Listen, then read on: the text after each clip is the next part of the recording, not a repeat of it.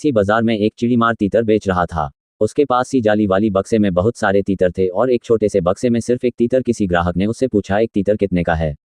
तो उसने जवाब दिया, एक तीतर की कीमत 40 रुपये है।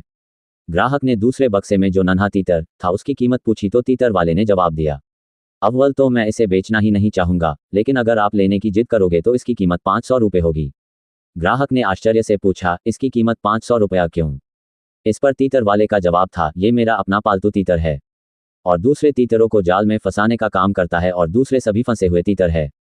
ये चीख पुकार करके दूसरे तीतरों को बुलाता है और दूसरे तीतर बिना सोचे समझे एक जगह जमा हो जाते हैं और फिर मैं आसानी से शिकार कर पाता हूँ। इसके बाद फंसाने वाले तीतर को उसके मनपसंद की खुराक दे देता हूँ, जिससे ये खुश हो जाता है, बस इस वजह से इसकी कीमत ज़्यादा है। उस ग्राहक ने पूछा, आप इतने सारे तीतर रोज कैसे पकड़ते हो? तो शिकारी दुकानदार बोला कि जब मैं जंगल से तीतर पकड़ कर लाता हूँ तो उनमें से एक आध को पालता हूँ, उसे अपने घर पर अलग पिंजरे में रखता हूँ और खूब काजू किशमिश बादाम खिलाता हूँ। जब तीतर बड़ा हो जाता है तो उसे पिंजरे के साथ ही लेकर जंगल जाता हूँ, वहाँ जाल बिछाता हूँ और तीतर को वहीं पिंजरे में रखकर खुद झाड़ी के पीछे छिप जाता हूँ। फिर तीतर अपने मालिक के इशारे पर जोर जोर से चिल्लाता है।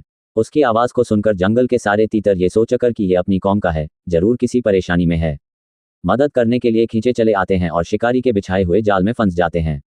फिर शिकारी मुस्कुराते हुए आता है, पालतू तीतर को अलग कर वो सारे तीतरों को दूसरे झोले में रखकर घर ले जाता हूँ। इसके बाद अपने पालतू तीतर के सामने ही पकड़े गए सारे तीतरों को एक एक कर काटता हूँ। मगर पालतू तीतर उफ तक नहीं करता, क्योंकि उसे अपने हिस्से के खुराक काजू किशमिश और बादाम से मतलब रहता है। कमोबेश यही हालात आज के सभी जगह हो गए हैं। शिकारी नेताओं और उनके चमचों ने ऐसे ना जाने कितने तीतर पाल रखे हैं जो अपने समाज को करता तो देख सकते हैं मगर उफ तक नहीं करते। बाजार में उस समझदार आदमी ने उस तीतर वाले को 500 रुपये देकर उस तीतर की सरे बाजार गर्दन मरोड़ दी। किसी ने पूछा, आपने ऐसा क्यों किया? उसका जवाब था, ऐसे दगाबाज को जिंदा रहने का कोई हक नहीं जो अपने फायदे के लिए अपने ही समाज को फंसाने का काम करे और अपने ही लोगों को धोखा दे।